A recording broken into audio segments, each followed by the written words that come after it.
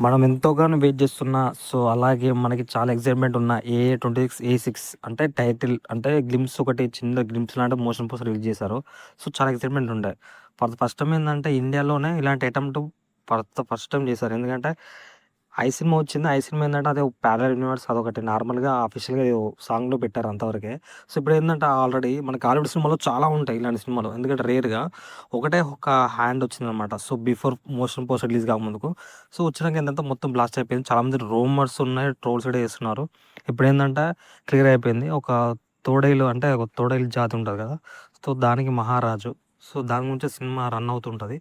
ఇగ ఈ కాన్సెప్ట్‌లో ఏందంటే మనకు తెలిసినయి మల్టీవర్స్ ఉంటది. అలాగే కొంచెం ఈ యాంటిసిపేట్‌కి సంబంధించిన కొన్ని కొన్ని విశేషాలుంటాయి దీంట్లో. సో, ప్యారలల్ యూనివర్స్ ఉంటదా? లేకపోతే మల్టీ యూనివర్స్ ఉంటదా?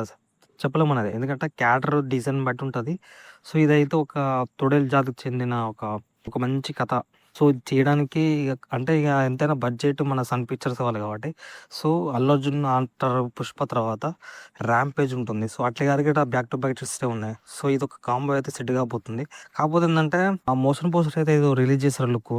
అంటే కొంచెం ఎందుకో కొంత తేడా కొట్టిందనిపిస్తుంది. అంటే కొంచెం రియలిస్టిక్‌గా ఉంటే బాగుండనిపించింది. ఎందుకంటే యానిమేషన్ సంబంధించింది ఏదో డిజైన్ చేసినట్టు అనిపిస్తుంది. అంతే లుక్కు అల్లు అర్జున్ సెట్‌గా అనిపిస్తుంది. ఎందుకంటే చాలామంది మీమ్స్‌లో యేసుకుంటున్నారు.